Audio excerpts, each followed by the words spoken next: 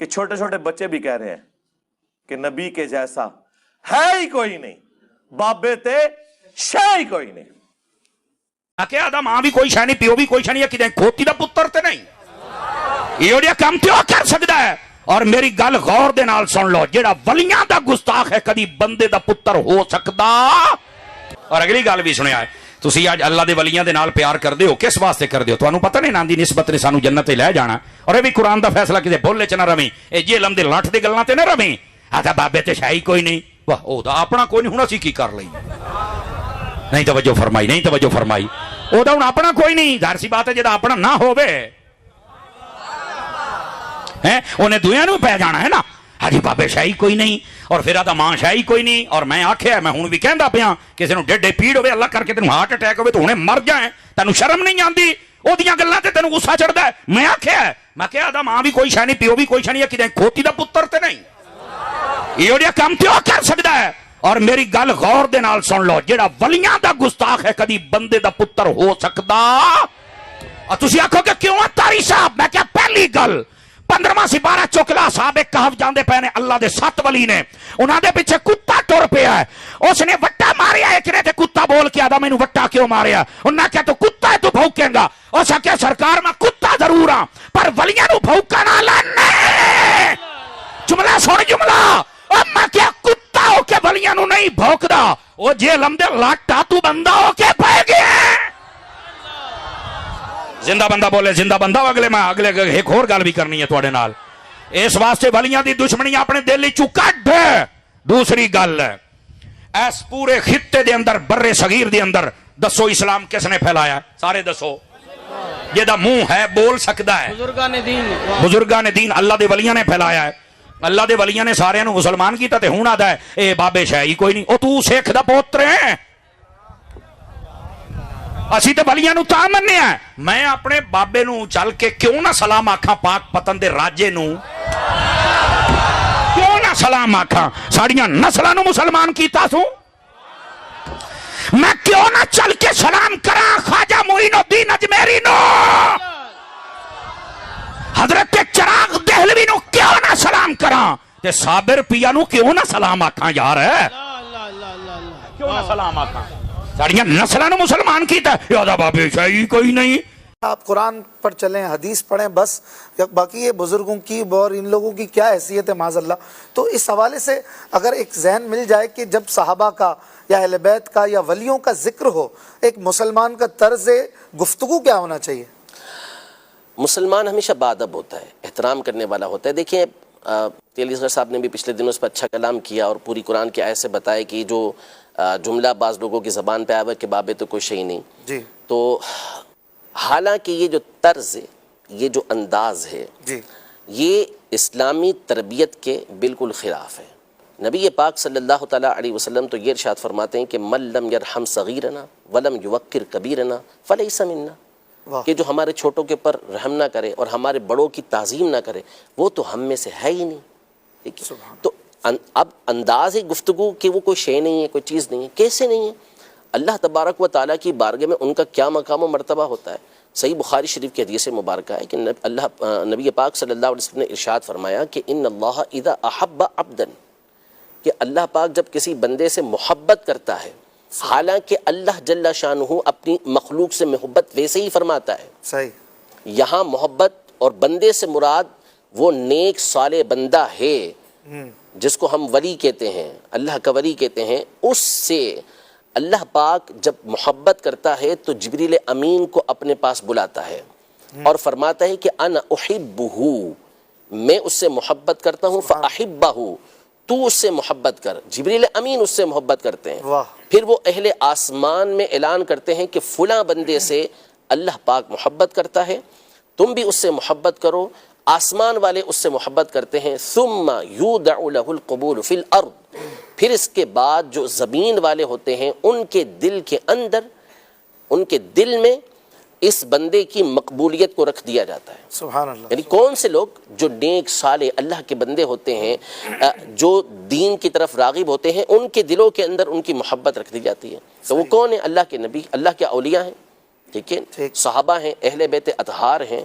تو یہ ان کا طرز عمل، ان کا طریقہ کار ہوا کرتا تھا. تو یہ جو ادب اور احترام کا جو طریقہ کار ہے، یہ اسلاف سے نبی پاک صلی اللہ تعالیٰ علیہ وسلم کی تعلیمات اسلاف نے لی اور آگے چلاتے ہوئے آئے ہیں. ہمیشہ احترام کے ساتھ ہمارے یہاں بزرگوں کا یہ نام لیا جاتا رہا، چاہے وہ صحابہ کرام علیہم رضوان ہوں، اہل بیت اطہار ہوں، اولیاء ہوں، شہداء ہوں، ان کا نام ہمیشہ ادب اور احترام کے ساتھ لیتے ہیں. یہ تو اصول ہے، ضابطہ ہے.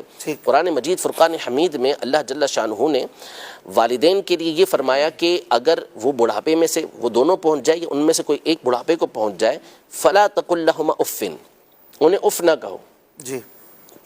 اف کا کلمہ کہا گیا کہ اف نہ کہو. تو علماء نے اس مقام پر، مفسرین نے اس مقام پہ لکھا کہ اف یہ سب سے ہلکا کلمہ ہے کہ جو بندے کو تکلیف کے وقت نکلتا ہے. اچھا، ٹھیک ہے. تو ان کے ادب اور احترام کے پیش نظر ان کو اف کا کلمہ نہ کہو. ٹھیک ہے. اس پر پھر مفسرین نے لکھا کہ اگر کسی مقام پر اف کا کلمہ یہ تعظیم کے لیے استعمال ہوتا ہو، یعنی کسی کو ہم رسپیکٹ دینا چاہیں، تعظیم دینا چاہیں، اور اس مقام پر اف استعمال ہوتا ہو کسی زبان کے اندر، لینگویج کے اندر، تو وہاں پر اف کہنا منع نہیں ہوگا.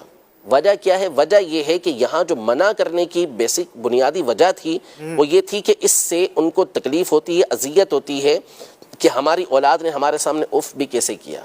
ٹھیک ہے. تو یہ ایک مثال کے طور پر مثال میں نے بیان کیا. دوسری بات دیکھیں، اب الفاظ اس طرح کے استعمال کرنا، تو اگر کوئی اپنی ماں کو کل سے یہ کہنے لگے کہ یہ میرے باپ کی بیوی ہے، تو حقیقت تو بیان کی نا، لیکن کوئی بھی نہیں کہنا درست ہوگا؟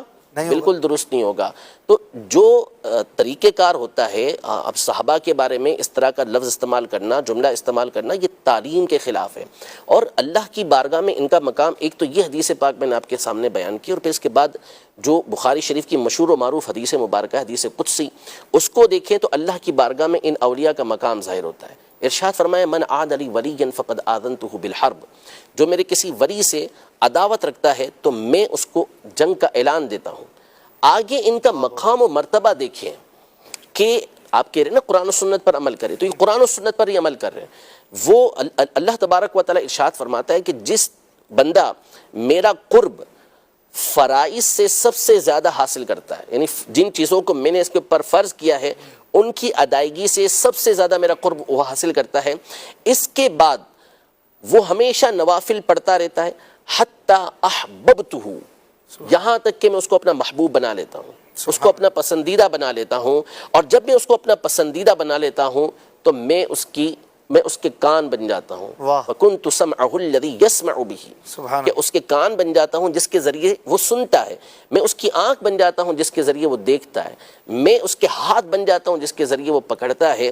میں اس کے پاؤں بن جاتا ہوں جس کے ذریعے وہ چلتا ہے. اب اس کی تفسیریں مختلف ہیں کہ اس کا معنی کیا بنتا ہے، لیکن اب اللہ کی بارگاہ میں ان کا مقام دیکھیں، ان کا مرتبہ دیکھیں کہ اللہ تبارک و تعالیٰ کیا ارشاد فرما رہا ہے کہ میرے اولیاء سے عداوت کا نتیجہ یہ نکلے گا.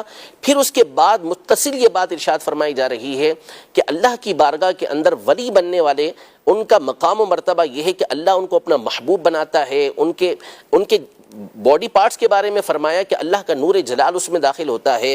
پھر اس میں یہ بیان کیا گیا کہ اب یہ جو اللہ تبارک و تعالی ہاتھ پاؤں کان یہ جو بیان کیا، ظاہر ہے کہ اللہ پاک اس سے پاک ہے، تو اس کا مطلب یہ بیان کیا گیا کہ وہ اللہ پاک کی اطاعت کے اندر ہی زندگی گزارتے ہیں. اور کرامات کے حوالے سے بھی یہاں گفتگو کی گئی ہے. پھر اس کے بعد یہ ارشاد فرمایا کہ اگر وہ مجھ سے پناہ مانگتا ہے تو میں اس کو پناہ دیتا ہوں، وہ مجھ سے سوال کرتا ہے تو میں اس کو عطا کرتا ہوں. سبحان اللہ. تو اللہ کی بارگاہ میں تو یہ مقام و مرتبہ ہے، اور آپ کہتے ہیں کہ کوئی شے ہی نہیں، کوئی چیز ہی نہیں ہے. اور پھر میں آپ کو بتاؤں کہ دیکھیں، بندہ جب ابتدا چھوٹے طبقے سے، چھوٹے درجے سے کرتا ہے نا، یعنی پہلے وہ اللہ کے ولیوں پر اس طرح کی باتیں کرتا ہے، تو کبھی بھی یاد رکھیے گا کہ اب وہ اس دروازے پہ نہیں رکے گا. یہ دروازہ ہوتا ہے جو، یعنی یہ وہ جگہ ہوتی ہے جس کو کہتے ہیں کہ یہاں سے دروازہ کھل گیا، اب اس نے آگے ہی بڑھنا ہے. اب اس کے بعد وہ تابعین پر آئے گا، تابعین کے بعد وہ صحابہ پر آئے گا، اور وقت آئے گا کہ وہ انبیاء کے بارے میں بھی اس طرح کی گفتگو کرے گا. اللہ. کیوں؟ اس لیے کہ یہ لوگ پردہ اور یہ لوگ دروازہ ہیں. یہاں پر اگر بندہ رکا رہتا، یہاں سے وہ جری ہو گیا. صحیح. جیسے قاتل ہوتا ہے، مجرم ہوتا ہے، وہ ابتدا میں تو ظاہر سی بات ہے کہ چھوٹے موٹے کام کرتا ہے، پھر آہستہ آہستہ آہستہ پھر وہ بڑے بڑے جرائم کرنا یہ شروع ہو جاتا ہے. تو اس لیے ہمیشہ جو بزرگان دین ہیں، اسلاف ہیں، ان کا ادب اور احترام، اور نام بھی ادب و احترام ہی کے ساتھ لینا چاہیے. ہمیں تو سکھایا گیا شروحات حدیث کے اندر امام نووی رحمۃ اللہ تعالی علیہ اور کئی بزرگوں نے لکھا کہ جب صحابہ کا نام آئے تو تعظیم کے ساتھ رضی اللہ تعالی عنہم کہنا، اور اسی طرح جب اولیاء کا نام آئے تو رحمہ اللہ کہنا. یہ تو ہمیں تعلیم دی گئی ہے اس چیز کی کہ ہم نے اس انداز میں گفتگو کرنی ہے، اور یہ ایک نئی بالکل لاجک اور نیا طریقہ کار، اور اس کے پیچھے ایک بہت بڑی وجہ ہے. اور یہ چونکہ آپ نے سارے بھی تک جتنے سوال کیے ہیں ان ایکسپیکٹڈ ہیں سارے، تو اب یہ ایک پورا پیچھے ایک وجہ ہے اس کی کہ یہ کیوں اس طرح کیا جا رہا ہے. سب سے بڑی وجہ یہ ہے کہ اسلاف سے جب تک آپ کا تعلق باقی رہے گا آپ کو گمراہ نہیں کیا جا سکے گا، آپ کو اپنے پیچھے نہیں چلایا جا سکے گا. اپنے پیچھے چلانے کا جو صحیح طریقہ، جو شارٹ کٹ طریقہ ہے وہ یہ ہے کہ آپ اسلاف سے ان کا تعلق توڑ دیں. جب اسلاف سے تعلق توڑ دیا تو اب منمانی کرنی ہے، جو چاہے آپ کرتے رہیں، جو چاہے آپ بولتے رہیں.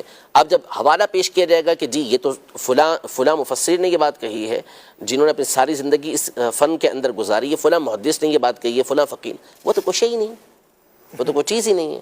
تو اس کا مطلب تو یہ ہوا نا کہ آپ نے تو تمام کو بے وقعت کر دیا کہ نہیں، ان کی وقعت ہوگی تو امت ان کی بات مانے گی. اور یہ وہ لوگ تھے کہ جو سلسلہ در سلسلہ ہمیں نبی پاک صلی اللہ تعالیٰ علیہ وسلم تک پہنچا رہے تھے، لیکن انہوں نے وہ جو کڑی آ رہی تھی اس سے کاٹ دیا کہ نہیں ڈائریکٹ ہمارا راستہ، حالانکہ یہ امت کے طریقہ کار کے خلاف ہے. اور ہمیشہ آپ دیکھ لیں کبھی بھی یہ توہین والا انداز آپ کو امت کے اندر جو نیک سارے لوگ ہیں کبھی ان کے اندر نہیں ملے گا. ٹھیک ہے، اب یہ پچھلے 1400 سالوں میں اس طرح ہمیں اچھے لوگوں میں صالحین میں نہیں ملتا. بالکل نہیں ملتا. لگتا ہے جیسے کہ آج کوئی آیا اور وہ کہتا ہے پچھلے سارے غلط تھے، میں ہی صحیح ہوں. تو پھر وہی غلط ہوا نا، وہی غلط. امت تو غلط نہیں ہو سکتی. تو قرآن مجید فرقان حمید میں واضح طور پر ارشاد فرما دیا کہ جو شخص بھی مسلمانوں کے علاوہ کوئی اور راستہ تلاش کرے تو ہم کو اس کو اسی کی طرف پھیر دیں گے، نولیہ ما تولی، جس طرف وہ پھر رہا ہے ہم اسی طرف اس کو پھیر دیں گے اور اس کو جہنم کے اندر داخل کریں گے، اور جہنم بڑا ہی برا ٹھکانہ ہے. تو مسلمانوں کا راستہ اختیار کرنے کا حکم دیا گیا. اور جیسا کہ مفتی صاحب نے بھی بیان کیا اس دن کہ صراط الذین انعمت علیہم، یہ تو آپ جب تک صراط الذین انعمت علیہم انعام یافتہ بندوں کا ذکر نہ کریں اس وقت تک تو آپ کی نماز ہی پوری نہیں ہوتی. اور پھر اس کے بعد جب التحیات کے اندر اب آتے ہیں تو السلام علینا وعلی عباد اللہ الصالحین، صالحین کا مطلب ہی اولیاء ہوتا ہے، نیک لوگ ہوتے ہیں، تو ان کے لیے آپ کا دعا کرنا ضروری ہوتا ہے. تو ہمیں تو یہ تعلیم و تربیت دی جا رہی ہے کہ ہم ان کے لیے دعائیں کریں، ہم ان کے طریقہ کار کو اختیار کریں، اور ہمیشہ سے مسلمان یہ طریقہ کار اختیار کرتے ہوئے آ رہے ہیں. یہ ایک نئی طریقے کا نیا طرز نکلا، نیا انداز نکلا، اور پھر اس کے بعد اب ہمارے سامنے اس کے اثرات جو ہے وہ دیکھ رہے ہیں ہم. ہے تو بہت تھوڑا سا اس کا اثر، کوئی بہت بڑا اثر نہیں ہے، صرف سوشل میڈیا کا ایک ہوا ہوتا ہے کہ جس کے ذریعے چیزیں ہو جاتی ہیں، ورنہ گراؤنڈ ریئلٹی یہ ہوتی ہے کہ ایسے لوگوں کی کوئی حیثیت اور حقیقت نہیں ہوتی. دیکھنے والے، کمنٹس دینے والے، گفتگو کرنے والے بھی عمومی طور پہ وہ ہوتے ہیں کہ جو مخالف ہوتے ہیں اور اپنے بے وقوفانہ طرز کی وجہ سے ایسے لوگوں کو پروموٹ کر رہے ہوتے ہیں، ورنہ ان کے فالوورز آٹے میں نمک تو بہت بڑی چیز ہے، کچھ بھی نہیں ہوتے. حقیقت یہ ہے. تو اصل یہ ہے کہ ہمیشہ سے مسلمان یہ صحابہ سے، اہل بیت سے، اپنے اسلاف سے متصل رہے ہیں، ان کے ساتھ جڑے ہوئے رہے ہیں، اور انشاءاللہ قیامت تک یہ سلسلہ چلتا رہے گا. اس طرح کے لوگ آتے جاتے یہ ہمیشہ رہے ہیں، اور علماء ان کا اچھے انداز میں رد کرتے ہی رہے.